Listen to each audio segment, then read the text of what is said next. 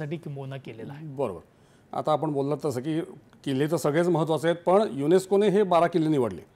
तर त्या दृष्टिकोनातून बघायला गेलं तर या 12 किल्ल्यांचं वेगळं आपल्याला असं वैशिष्ट्य काय सांगता येईल इतर गड किल्ल्यांपेक्षा त्यांच्या तुलनेमध्ये, की जेणेकरून बाबा हे 12 किल्ले आणखीन आम्ही त्याची जास्त निवड त्याची करतोय कारण त्याच्याकडे जास्त लक्ष देतोय असं युनेस्कोला का वाटलं असावं?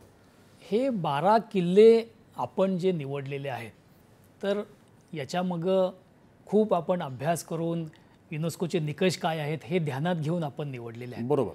छत्रपतींचे 360हून जास्त किल्ले हे स्वराज्यातले किल्ले आहेत.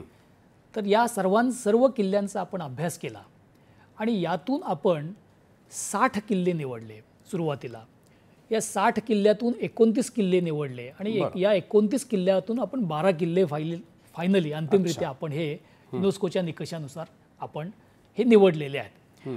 तर याच्यामध्ये आपल्याला मुख्य निकष याच्यामध्ये 12 किल्ल्यांचा निवडीचा असा आहे की हे प्रायमरी फोर्ट आहेत, अँकर फोर्ट आहेत, की ज्याच्यावरून आपल्याला सर्व बाजूंनी छत्रपतींना किंवा त्यावेळी जे काही आपले मराठे जे होते सर्वांना पूर्णपणे नियंत्रण ठेवता येईल. अच्छा. याला सपोर्ट करणारे सेकंडरी आणि टर्शरी फोर्ट सुद्धा मोठ्या प्रमाणामध्ये आहेत. पण आपल्याला प्रायमरी फोर्ट जे आहे, अँकर फोर्ट जे आहे, त्याचं नॉमिनेशन आपल्याला या 12 गड किल्ल्यांचं करायचं होतं आणि ते आपण निकषानुसार निवडले आणि ते आपण युनेस्कोला आपण पाठवलेलं होतं. बरोबर. छत्रपती शिवाजी महाराजांच्या किल्ल्यांचा विचार केला तर आणि एकंदर त्यांची जी स्वराज्य राबवण्याची पद्धती होती, राज्यकारभार करण्याची पद्धती होती, त्या राज्यकारभारातल्या पद्धतींचा अवलंब त्यांनी या गड किल्ल्यांच्या व्यवस्थापनामध्ये सुद्धा केला. मग त्याच्यामध्ये जलव्यवस्थापन असेल, संरक्षण विषयक त्यांचा दृष्टिकोन असेल, स्थापत्यशास्त्राचा उत्कृष्ट नमुना मानले जातात हे संपूर्ण सगळे प्रकारचे किल्ले. या सगळ्यांचा जर विचार केला तर आपण हे काय म्हणजे शिवाजी महाराजांनी हे नेमकं काय कशा पद्धतीने केलं, त्याच्यातली भूमिका नेमकी काय होती, ही रचना नेमकी काय सांगते? जलव्यवस्थापन आहे, संरक्षण आहे, सगळ्या गोष्टी आहेत. आपण जर या गडकिल्ल्यांना भेटी दिल्या बहुतांशी महाराष्ट्रीयांना हा असा विरळाच आहे की ज्यांना गडकिल्ल्यांना भेट दिली नाही. बरोबर. आपणही दिलेली असणार.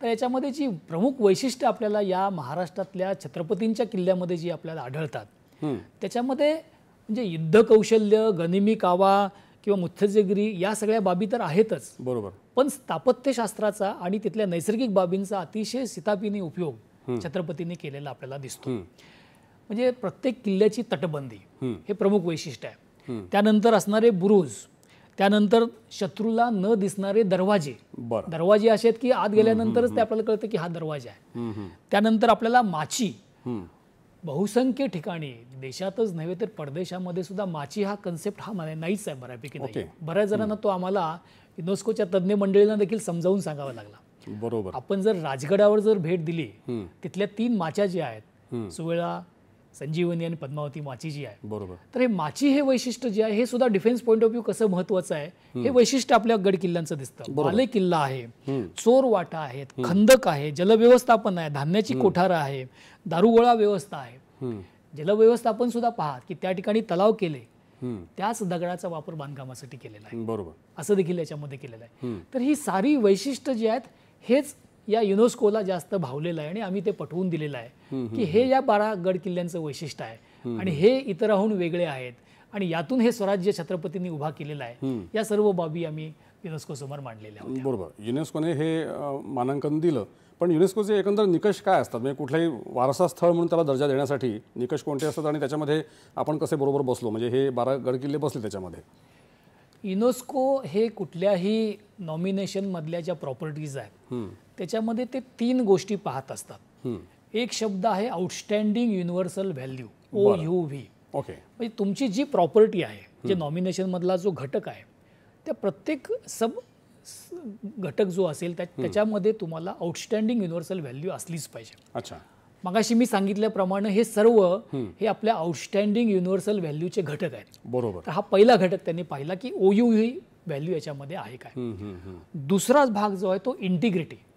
इंटिग्रिटी म्हणजे त्या प्रॉपर्टीमधले सर्व घटक आले पाहिजेत. म्हणजे एकच घटक तुम्ही फक्त तटबंदीच घेतल्या असं नाही, सर्व घटक तुम्ही त्यातले घेतलेले आहेत का, त्याची इंटिग्रिटी आहे का, हा एक दुसरा मुद्दा ते पाहतात. आणि तिसरा मुद्दा जो आहे तो ऑथेंटिसिटी.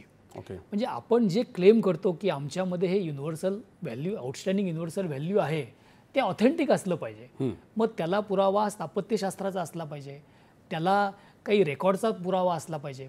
मी आपल्याला सांगतो, एके ठिकाणी ज्यावेळी युनेस्कोची टीम आमच्याकडे आली अच्छा. त्यावेळी भेटीला, तर त्यावेळी त्यांनी साल्हेर हा सुद्धा 12 किल्ल्यापैकी आहे. त्या साल्हेरबद्दल आम्हाला प्रश्न विचारला की साल्हेर हा किल्ला मराठ्यांचा होता कशावरून. ओके. मग आम्ही सांगितलं की 1672ला छत्रपती शिवाजी महाराजांची आणि मुघलांची लढाई झाली होती आणि आपण मराठी जिंकलो होतो. पण हा इतिहास झाला, पुरावा काय. मराठा लेअर म्हणजे तिथं आर्किओलॉजिकली काही तुम्हाला पुरावा आहे का हे सपोर्ट करण्यासाठी. तर आम्ही त्या ठिकाणी आमच्या आर्किओलॉजीची टीमने त्या ठिकाणी उत्खनन केलं आणि ती लेअर आम्ही दाखवली की त्यावेळेचे वाडे आहेत, मराठा स्थापत्यशास्त्राचे जे काही नमुने आहेत ते आम्हाला उत्खननामध्ये सापडले, ते आम्ही दाखवलं. तर ही ऑथेंटिसिटी जी आहे ही देखील याच्यामध्ये महत्त्वाची असते. हे सारे घटक हे युनेस्को पाहतं आणि त्यातूनच मग हे याच्यामध्ये अंतिमरित्या मानांकन आपल्याला मिळत असतं. सर, तुम्ही आता साल्हेरचा उल्लेख केलात, मला तुम्हाला एक विचारावं असं वाटतं एक सर्वसामान्यांच्या दृष्टिकोनातून की आपण इतिहास शिकत आलेलो आहोत. हे गड आपल्याला सुपरिचित आहेत अगदी, म्हणजे रायगड, राजगड, प्रतापगड, विशाळगड, पन्हाळगड, त्याच्याशी निगडीत ज्या शिवाजी महाराजांच्या शौर्याच्या कथा आहेत त्यासुद्धा प्रत्येकाला माहिती आहेत. साल्हेर तुम्ही आता मगाशी उल्लेख केला तो, आणि खांदेरी हा एक गड आहे किंवा लोहगड आहे, याविषयी सर्वसामान्य लोकांना पटकन तेवढं नाही लक्षात येत की नेमकं या गडांचं महत्त्व काय, ते जरा समजावून सांगा. या निमित्ताने आपल्याला ते कळेल सगळ्यांना. नाही, हे आता खांदेरी किल्ला जो आहे हा समुद्र किल्ला आहे. बरोबर. म्हणजे मगाशी म्हटल्याप्रमाणे की समुद्रातून सुद्धा शत्रू आपला येऊ शकतो, म्हणूनच छत्रपतींनी समुद्र किनारे हे चार किल्ले आपल्या या 12 याच्यामध्ये आहेत. म्हणजे सुवर्णदुर्ग आहे, खांदेरी आहे, विजयदुर्ग आहे आणि सिंधुदुर्ग आहे. बरोबर. तर याचं महत्त्व हेच आहे की सिद्धी जोहर असेल किंवा नंतरच्या काळामध्ये म्हणजे ब्रिटिश आले, पोर्तुगीज आले, तर यांच्यापासून संरक्षण मिळालं पाहिजे, यासाठी हा समुद्र किल्ला त्यांनी पाठवलेला, बांधलेला आहे. बरोबर. मी साल्हेरचा इतिहास सांगितला. साल्हेर हा उत्तरेपासून येणाऱ्या शत्रूपासून रोखण्यासाठी हा फार महत्त्वाचा आहे. बरोबर. शिवाय आपले त्यावेळेचे ट्रेड रूट जर आपण बघितले, व्यापारी मार्ग जर बघितले, त्यासाठी सुद्धा किल्ल्यांची निवड करताना छत्रपतींच्या डोळ्यासमोर, दूरदृष्टीसमोर याही बाबी होत्या की व्यापारी मार्गावरील किल्ले जे आहेत, आपल्या राज्याची भरभराट पण झाली पाहिजे, प्रजा सुखी पण असली पाहिजे, त्याही अनुषंगानं हे किल्ले बांधलेले आहेत. 1672ची लढाई जी आहे ही साल्हेरची लढाई म्हणून प्रसिद्ध आहे. आणि आपला जो लोहगड जो आहे तो आपण जर पाहिला तर संरक्षणदृष्ट्या इतका महत्त्वाचा आहे की त्या किल्ल्यावरून पूर्ण नियंत्रण ठेवण्यासाठी हा अत्यंत महत्त्वाचा असा किल्ला आहे. हे छत्रपतींनी निवडलेले हे सर्वच किल्ले जे आहेत हे व्यापारी मार्गावरील असतील, शत्रूपासून संरक्षण करण्यासाठी असतील, आवश्यकता असेल तर प्रजेचं रक्षण करण्यासाठी, सहारा देण्यासाठी असतील, अशा यानं हे सर्व किल्ले हे छत्रपतींनी बांधलेले आहेत. हे 12 किल्ले जे आहेत त्यातले काही स्वतः महाराजांनी बांधलेले आहेत, 6 किल्ले तर स्वतः बांधलेले आहेत. बरोबर. दुसरे शत्रूकडून घेतल्यानंतर त्याच्यामध्ये आणखी वाढ केलेली आहे, त्याच्यामध्ये पुनर्रचना केलेली आहे. असे हे किल्ले छत्रपतींनी प्रत्येक किल्ला आपला जो आहे तो बांधलेला. याच्यामध्ये एक दिसून येतं बघा सर, म्हणजे विजयदुर्ग, सिंधुदुर्ग, सुवर्णदुर्ग हे सगळे तळ कोकणामध्ये आहेत आणि खांदेरी हा किल्ला रायगड जवळ आहे, अलिबाग जवळ आहे. ते पण त्याचं एक महत्त्व निश्चितपणे आहे, नाही का. म्हणजे तो मुंबईच्या जवळ आहे तो किल्ला, आणि ब्रिटिशांपासून रक्षण करण्यासाठी किंवा सिद्धीचा तिकडे सुद्धा त्रास होता, उपद्रव होता, तर त्यापासून रक्षण करण्यासाठी म्हणून ते होतं.